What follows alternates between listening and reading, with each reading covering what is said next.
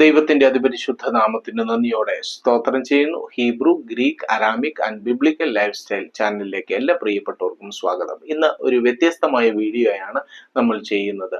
പഴയ നിയമത്തിലെ പുസ്തകങ്ങൾ ചില ഭാഗങ്ങളായിട്ട് ഓരോന്നിനും നാം ഉൽപ്പത്തി, പുറപ്പാട്, ലേവ്യ, സംഖ്യ, ആവർത്തനം, യോശുവ എന്ന് പറഞ്ഞു വായിച്ചു പോകുന്ന പുസ്തകങ്ങളുടെ ഹെഡിങ്ങുകൾ, അതിൻ്റെ പേരുകൾ എങ്ങനെയാണ് എബ്രായ ഭാഷയിൽ എഴുതിയിരിക്കുന്നത് എന്ന് നമുക്കൊന്ന് നോക്കാം. അതാണ് ഈ വീഡിയോയുടെ ആദ്യ ഭാഗത്തിന്റെ ഉദ്ദേശം.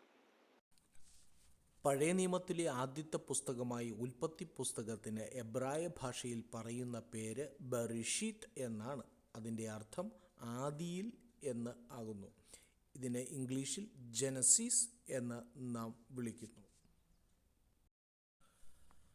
പഴയ നിയമത്തിലെ രണ്ടാമത്തെ പുസ്തകമായ പുറപ്പാട് പുസ്തകത്തിൻ്റെ എബ്രായ പേരെന്ന് പറയുന്നത് ഷെമോത്ത് എന്നാണ്. അതിൻ്റെ അർത്ഥം പേരുകൾ എന്നാണ്. ഇംഗ്ലീഷിൽ ഇതിൻ്റെ പേര് എക്സോഡസ് എന്നാണ്. പഴയ നിയമത്തിലെ മൂന്നാമത്തെ പുസ്തകമായി ലേവ്യ പുസ്തകത്തിന് എബ്രായ ഭാഷയിലുള്ള പേര് വൈഖ്ര എന്നാണ്. വൈഖ്ര അർത്ഥം അവൻ വിളിച്ചു. ഇംഗ്ലീഷിൽ ഇതിൻ്റെ പേര് ലെവിറ്റിക്കസ് എന്ന് ആണ്.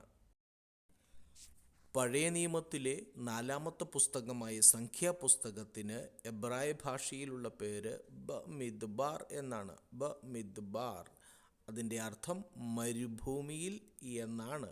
ഇംഗ്ലീഷിൽ നമ്പേഴ്സ്. പഞ്ചഗ്രന്ഥങ്ങളിലെ അവസാനത്തെ പുസ്തകമായ ആവർത്തന പുസ്തകത്തിന് എബ്രായ ഭാഷയിലെ പേര് ദവാരീം എന്നാണ്. അർത്ഥം വാക്കുകൾ. ഇംഗ്ലീഷിൽ ഇതിന് ഡ്യൂട്രോണമി എന്ന് പറയുന്നു.